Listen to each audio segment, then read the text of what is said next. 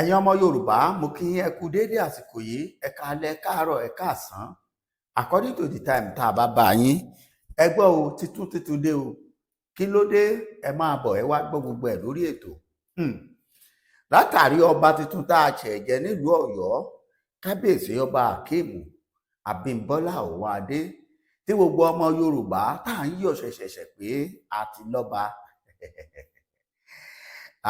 jẹ́jẹ́ mọ̀ wípé àwọn fúlàní náà ti ń fira wọn jọba báyìí nílẹ̀ yorùbá ẹ gbọ́ ọba fúlàní ó tún ti jọba nílẹ̀ yorùbá lábẹ́ ìṣàkóso ọba yorùbá ẹ gbọ́ mi dáadáa mo tún wí fúlàní fi ara ẹ̀ fi jọba àbí ká sọ wípé ọba fúlàní ọba yorùbá ó fi fúlàní jọba látàrí pé nígbà tá à ń jẹ ọba tuntun tá a jẹ nílùú ọ̀yọ́ kí nìdí tó fi rí bẹ́ẹ̀ níbo ló ti ṣẹlẹ̀ ẹ farabalẹ̀ ẹ máa bọ̀ wá sórí ètò ẹ dákun bẹ́ẹ̀ ṣe ń wọlé ẹ dákun ẹ máa bá mi pín ètò yìí ẹ farabalẹ̀ dáadáa gbogbo ọmọ yorùbá níbi tẹ́ ẹ ti mọ̀ wípé ewu ń bẹ lóko lóńgẹ́ báyìí ewu ni torí wípé ọ̀pọ̀lọpọ̀ ọgbà tí a bá sọ̀rọ̀ àbẹ́ àwọn kan sọ̀rọ̀ nínú ìran yorùbá pàápàá àwọn ọ̀dọ́ ọ̀sẹ̀ yìí níbẹ̀ láti máa rí ọ̀pọ̀lọpọ̀ àwọn ọ̀dọ́ ẹgbẹ́ wa náà tí wọ́n ó tún máa takò wa tí wọ́n ó tún máa sọ̀rọ̀ sí wa láì sí ọ̀rọ̀ àwọn àgbà ń bẹ rárá bí ká sọ wípé ọ̀rọ̀ tá à ń sọ yìí ó dàbí pọ́pọ́lọ́ wa ò pé ẹ dákun yorùbá mélòó ló gbadé nílẹ̀ fúlàní ẹ bá mi kọ sí comment section débi wípé àwọn ọba tiwa wọ́n wá ń kó wọn wọlé ni wọ́n sì ń dé wọn ládé tiwọn kì í ṣadé ìtìlẹ̀ wa o ìyẹn ọjà tí wọ́n fi ń wé wọn lórí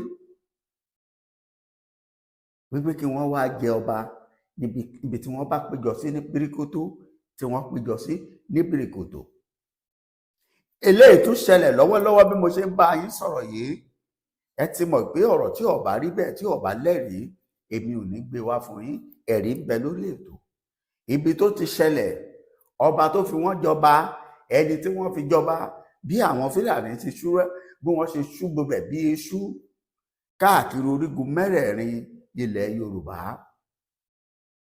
tó fi dé ibi tí wọ́n ti wá lọ́hùn-ún tí gbogbo wọn sì péjú pésẹ̀ síbẹ̀ tí wọ́n sì gbé ọ̀pá àṣẹ lé lọ́wọ́ báyìí wípé tó ìwọ lọba àwọn fúlàní o nígbà tá à ń pariwo wípé ìbágbé àwọn ará abíyẹ ọgbọ ẹ ti ẹjá kọ́kọ́ pín iná ká kọ́kọ́ mọ ibi tí à ń lọ ná bá a bá fẹ́ tẹ̀síwájú láti máa bá wọn gbé tẹ̀yìn kan tẹ́ ẹ sì múra tẹ́ ẹ sì ń fi wọn jọba tẹ́ ẹ ń gbé ipò agbára lé wọn lọ́wọ́ àbí ṣé ẹni tí ó jọba ní ilẹ̀ kan lágbègbè kan ṣóun kọ́ ló nílẹ̀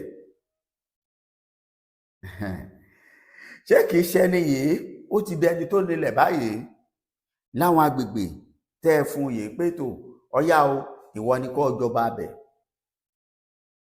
bó bá dọjọ́ ọ̀la ọmọ yorùbá wo ló lè dìde tí ó sọ pé àwọn bàbá wa ló nílẹ̀ yìí nígbà tí ò ní dìjà pẹ̀lú ọ̀pọ̀lọpọ̀ nǹkan tó ti ṣẹlẹ̀ ṣáájú tí gbogbo wa sì ti mọ̀ pé látàrí nǹkan táwọn bàbá wa fi ṣe àṣìṣe wọn ọjọ́ sí òun ló ṣe àkóbá fún àwọn ọmọ gẹ́gẹ́ bí ọ̀rọ̀ ọlọ́run kan ṣe sọ wípé àwọn bàbá ti jẹ èso àjàrà èyí ń kan àwọn ọmọ fúndì èyí àwọn bàbá wa jàjàrà èso àjàrà èyí kan àwa wọn tó yẹ kó jẹ́ pé àwa ọmọ tí ìran yìí tún dé bá ẹ tún ṣe léyìí ẹ gbọ́ eléyìí wá túmọ̀ sí wípé níbo ni bàbá tá a fi jọba yìí àtàwọn ọba yòókù tó jẹ́ ojúlówó ọba tí wọn ò gbàbọ̀dè níbo ni wọn ó ti bẹ̀rẹ̀ báwo ni wọn ó ṣe rìn nígbà tí àwọn kan sọ pé tó kíní yìí ẹ jẹ́ ká ṣe báyìí ẹ jẹ́ àgbègbè báyìí tẹlòmíì bá sọ̀rọ̀ wípé ọba kan kí nìdí tó fi ń tẹríba fún àwọn ọba Fúlàní? Àwọn kan ó gbé pa wípé kí ló dé tí ò lè tẹríba, bó ṣe wà nìyẹn. Ẹ dákun, ọba Fúlàní mélòó, Emir Sokoto àbí Sẹ́ríkì wo ló wá sí ààfin Ọọ̀ni of Ifẹ̀ tó kúnlẹ̀ níwájú ẹ̀ rí? Ẹ̀kọ́ sí comment section tẹ́ ẹ bá rántí. Sẹ́ríkì wo lẹ jẹ ládùúgbò yín tó jẹ́ pé ńgbà tí Sẹ́ríkì ń bọ̀ wá sáàfin kábíyèsí ilẹ̀ yín tó kúnlẹ̀ níwájú kábíyèsí yín? Kàkà bẹ́ẹ̀, àwọn kábíyèsí tiwa àwọn ni wọ́n máa lọ kúnlẹ̀ níwájú ẹni tẹ́ ẹ fi joyè. Eléyìí ó ṣẹ̀ṣẹ̀ṣẹ̀ máa bẹ̀rẹ̀. Ara ohun tó ṣẹlẹ̀ ní ìlú Ìgàngán lọ́jọ́sí nìyí, nígbà tí Sẹ́ríkì, ẹni tí ó jẹ́ pé kábíyèsí yìí náà ló fi ń jẹ Sẹ́ríkì, tó wá lọ kọ́ ilé tó ṣe àga gàgàrà débi pé tí kábíyèsí bá wá lọ, kábíyèsí wọ́ rẹ̀ ilẹ̀, kábíyèsí tó ti lọ ni ò kìí ṣe èyí tó wà ń bẹ̀. Eléyìí tó wà ń bẹ̀ ní ìsín kò gbẹ̀jẹ̀gẹ́ débẹ̀. Kábíyèsí ó fẹ́ bá Sẹ́ríkì sọ̀rọ̀, a máa wo Sẹ́ríkì lókè. Sẹ́ríkì ti jókòó lórí àga tó ga. Ẹ tún máa wá gbọ́ nǹkan tí ẹni tó fi eléyìí jọba tó tún sọ. Ọ̀yá, ọ̀rọ̀ rí ẹjẹ́ àmọ́ àlọ́ nítorí àsìkò òun ní pápápá. Ẹjẹ́ ń sáré gbé yín débẹ̀ kí n má bàa gbà yín lásìkò. Torí ètò yìí ò gbọ́dọ̀ gùn lọ títí òun rèé o.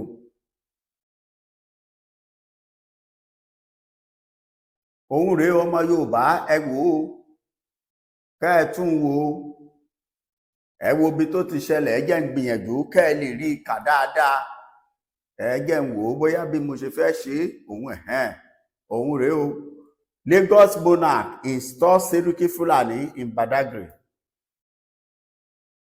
Ìlú Èkó ló ti ṣẹlẹ̀ o, Arómisá lẹ́gbẹ̀lẹ́gbẹ̀. Ibẹ̀ ni wọ́n ti fi Fulani jọba titun o. Ẹ gbọ́, bá a ṣe ń ṣe pọ̀pọ̀ ṣìṣì ọba nílùú Ọ̀yọ́ làwọn náà nítò, ìwọ náà máa bọ̀ ń bí kọ́ wá jọba. Ẹ má gbàgbé wípé lóòótọ́ a rí nínú wọn tí wọ́n ń jam tọ́ọ̀kì wípé àwọn ìṣara Yorùbá, ṣùgbọ́n ọ̀rọ̀ tí ò fi tètè halẹ̀ ni.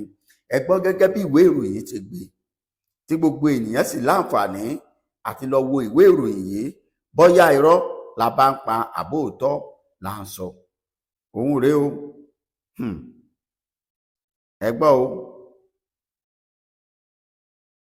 Wọ́n ní the Aholu of Ikereme Kingdom, Ọba Sejiro James, has installed Alhaji Muhammad Umar as the Sẹ́ríkì Fulani of Badagry, Lagos State. Badagry nílùú Èkó. Ẹ máa gbọ́.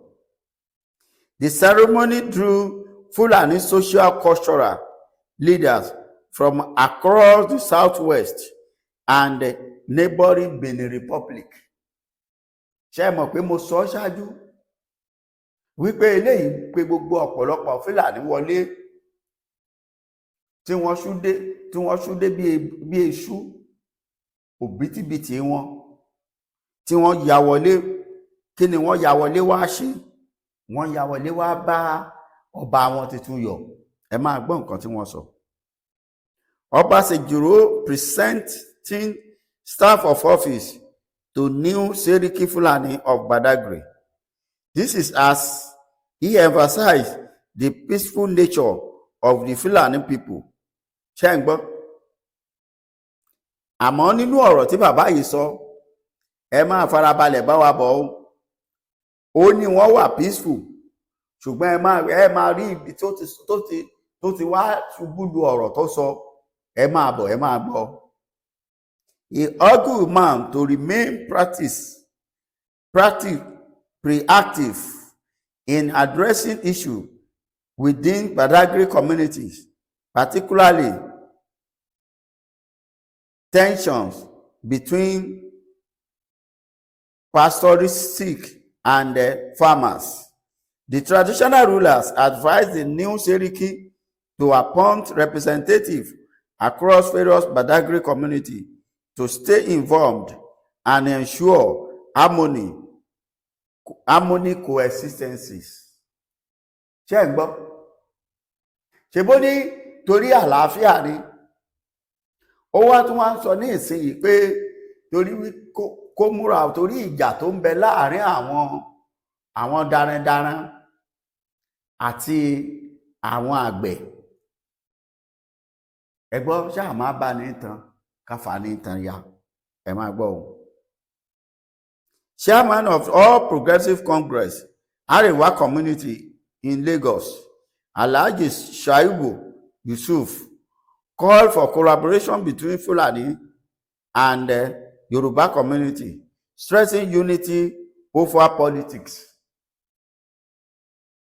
Ó ní kí wọ́n ìyẹn ní olóṣèlú leléyìí tó jẹ́ aṣojú àwọn Arewa nínú ẹgbẹ́ òṣèlú APC. We should put politics apart and work for development of our communities, he argued. The Seriki Fulani of Abeokuta, àwọn tó wà ń bẹ̀rẹ̀ o, àwọn Seriki káàkiri gẹ́gẹ́ bí mo ṣe sọ, káàkiri orígun mẹ́rẹ̀ẹ̀rin ilẹ̀ Yorùbá ni wọ́n péjú pésẹ̀ síbẹ̀ gbà bí bàbá ìṣọ́á. Abeokuta, chairman of Meyati Allah Southwest, Alhaji Mohammed Laba, highlighted the importance of traditional leaders in the conflict resolutions. Ọ̀gá o, wọ́n ní bó ti ń ṣe láyé náà ń ṣe lọ́run. Àbẹ́ẹ̀ráyé bẹ́ẹ̀ ni àwọn àgbà Yorùbá wọn ní ará òṣì ẹ̀lẹ́kú wọ́n wà. Àbẹ́ẹ̀ráyé pé ó ní ká gbé òṣèlú sẹ́gbẹ̀ẹ́ kan. Yorùbá wá dẹni tẹ́ ń wàásù fún àrà tá a lè dá lọ́dọ̀ wọn lọ́hùn-ún. Ẹ wá onígbó ti wá dágbó sí méjì láàrin ẹ̀yin ọba wa, ẹ̀yin bàbá yìí. Ọ̀dà, we want peaceful relationship with our host community. Ẹ gbọ́, àwa la gbà wọ́n lálejò, wọ́n gbà bẹ́ẹ̀. Who have given us land which we are enjoying. We have been in this place doing our business peacefully without being harmed, and we will give the same in return, he added. The chairman of Arewa Council of Chiefs in Lagos, Alhaji Aminu Dogora, reaffirmed the commitment of Arewa leaders to the welfare of all residents in the state.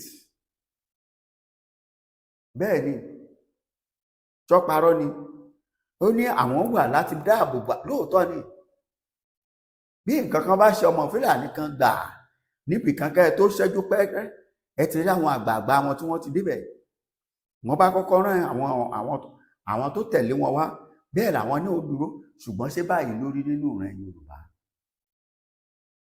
Òtítọ́ kúrò. Ṣé bọ́ba ló ti gbẹ́sẹ̀ láti bí ọdún mélòó lọ́jọ́ tipátipá la ìjẹ̀mí yìí? Nígbà tí èsì pé àmọ̀dílé tọkàn, nígbà tí ìdílé tọkàn tí kìí ṣe wípé wọn ò mọ̀ pé lágbájá yìí ló lè ṣe é, ẹjẹ́ amẹ́ni méjì mẹ́ta, ẹjẹ́ adífásùn. Tí ó bá sí ọpẹ́lọpẹ́ Ọlọ́run àtàwọn alálẹ̀ tí wọ́n ṣẹ̀ṣẹ̀ yìn ọba fún wa tó lo gómìnà nílẹ̀ Ọ̀yọ́. Iná ìlà lóríṣiríṣi àrá fi bẹ̀rẹ̀ sí ní wáyé.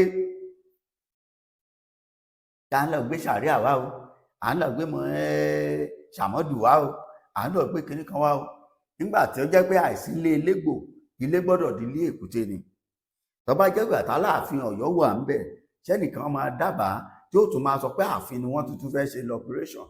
Ẹ̀gbin gbùn, àrífín igbó ọ̀kẹ́rẹ́, bàbá ń dagbó, ọmọ ń ta rọ́bà. Ẹ tẹ́ ẹ tún rí ẹ dára táwọn ọba Èkó dá. Ọba Èkó nìkan kọ́, ẹ má jà á rí tí wọ́n mú. Ó wà káàkiri lọ́dọ̀ tiyín náà. àwọn tí ó tún fi wọ́n jọba náà ń bẹ tí ó fún wọn séríkì bí wọ́n ṣe ń gbé wọn pa tí wọ́n ń ṣe wọ́n lọ́ṣẹ́ tó, ṣùgbọ́n wọ́n bá nǹkan tí wọ́n gbà lọ́wọ́ wọn torí wọ́n bá ti fẹ́ ṣe ní pátì kan wọn kó màálùú bíi 4-5 wá, ṣùgbọ́n ọ̀kan wọn bí wọ́n bá lẹ́yìn màálùú 4-5 tí wọ́n bá jí ọmọ ìlú méjì gbà tí wọ́n fi gba ránsọ̀mù tó ju iye owó màálùú tí wọ́n fún kábíyèsí lọ, báwo ni wọn ò ṣe ní jẹ séríkì? Ọba mélòó ló wà nílẹ̀ Haúsá tó jọba Fúlàní? Ọba mélòó ló wà nílẹ̀ Ìgbò tó jọba Yorùbá? Mélòó ló wà nílẹ̀ Haúsá nílẹ̀ Fúlàní tó jẹ́ ọba Yorùbá? Lákòótán nítorí àsìkò, we must preserve our traditions while embracing innovations and progress. We must ask the people to adhere to community regulation regarding culture, cattle rearing, and support the development of Badagry. I will continue to work to promote our cultural interest and ensure peace and harmony for all, he affirmed. The event was attended by prominent figures, including Oba Adekanmi Oyekan, the Alapa of Apa Kingdom, traditional chiefs and representatives from Nigeria Police and Army Forces. Gbogbo àwọn èèyàn tó péjú pésẹ̀ síbi ayẹyẹ àfinijoyè ọjọ́ba tuntun nípínlẹ̀ Èkó rèé, níbi tẹ́yìn ará ni mo fi sọ pé ẹ̀yin ọmọ Yorùbá, ẹ̀yin náà ẹ má ṣàṣùpìyè, ẹ má jà ṣàṣùpara, torí pé àwọn Fúlàní àwọn náà ti jọba tiwọn bẹ́ẹ̀ ṣe ń jọba lọ́yọ̀ọ́, àwọn náà ti ń jẹ tiwọn ní títún ọ̀ṣàrà. Ìwọ́n jọ máa ṣọjọ́ òbí ni àbí ọjọ́ kíni àwọn bá máa ń ṣe ọjọ́ tí wọ́n Gbadé, bẹ́ẹ̀ bí ọba Hakeem bọ́ba bá ti ń pọ́dún 10 àwọn náà máa pọ́dún 10 tiwọn, báyà bá ti ń ṣayẹyẹ ọdún 10 ní ìlú Ọ̀yọ́, àwọn náà máa ṣọ ayẹyẹ ọdún 10 lórí àpèrè wọn ní Badagry nípínlẹ̀ Èkó. Léyìí tèmi gbàgbọ́ pé gbogbo ṣe ń jẹ́ tọlọ́run kò lè rí bẹ́ẹ̀, torí pa á ti gborílẹ̀-èdè wa. Nígbà torílẹ̀-èdè Yorùbá bá ti dúró, àtẹni ó fi ní joyè àtẹni tá a fi joyè àjọsọ ọ̀rọ̀ wà, tá a lè lọ́ba onílùú, a sì lè lé séríkì, ìgbàjọsọ ọ̀rọ̀ wà bóyá yóò tẹ̀síwájú àbí ò tẹ̀síwájú. Òfin wà yóò yàtọ̀ sí ayé fàmílétò létè kí n tutọ́ èyí tá à ń jẹ yìí. Olóyè Sunday Adéyẹmọ ó pariwo títí tí bàbá Babájí Akíntóyè kéde títí tí ẹ jẹ́ káwọn èèyàn yóò rìnrìn tiwọn lọ́tọ̀. Òun la gbọ́ yìí, gbogbo bá a ṣe ń gbọ́ pé àwọn ará bíi ti wọlé káàkiri orígun mẹ́rẹ̀ẹ̀rin ilẹ̀ Yorùbá, wọ́n kó wọn lọ́ṣun, wọ́n rí wọn nípínlẹ̀ Ògùn, wọ́n rí wọn nípínlẹ̀ Ọ̀yọ́. Ṣọmọ Yorùbá rẹ bá ń bẹ̀ àbí Ìgbò? Ṣojú títì ni wọ́n gbà àbínú pápá? Ṣé kìí ṣe pé àwọn Fúlàní yìí náà ló wá bọ̀ wọn, àwọn ló kó wọn wọlé? Badagry tá à ń sọ̀rọ̀ ẹ̀ yìí, béèyàn bá lọ bẹ̀ tó ò bá ṣọ́ra ọ máa wò fẹ̀tùfẹ̀tù ni. Bẹ́ẹ̀ aláàbò ṣe pọ̀ ń bẹ̀ tó, wọ́n bá sọ̀yàn sínú búùtù pé ọ̀hún lè rí mú, torọ́tọ̀ ni mo tí wọ́n ń ṣọ́, kìí ṣàjínigbé ni wọ́n torí ẹ̀ fi wọ́n bẹ̀. Ẹni tí ó gbé rẹ̀ sí wọlé, ẹni tí ó gbé mọ́tò tó kún wọlé, iná ẹ̀ ni wọ́n wà fún tiwọn. Ẹ sì ń lọ fi àjèjì jọba ní bá a ṣe ń yọ̀ ṣẹ̀ṣẹ̀ṣẹ̀ tó. Nítorí àsìkò, ẹ̀yin olólùfẹ́ wa, ẹ dákun ẹ bá wa pín ètò wa. Tó bá jẹ́ gbà àkọ́kọ́ rèé tẹ́ ẹ kọ́kọ́ máa wo ètò yìí, ẹ jọ̀ọ́ nítorí Ọlọ́run mo fọkọ Ọlọ́run bẹ̀yìn o, ẹ bá wa subscribe sí channel yìí, ẹ jẹ́ kó lọ fà, ẹ ṣé o, a tún pàdé, ó dàbọ̀.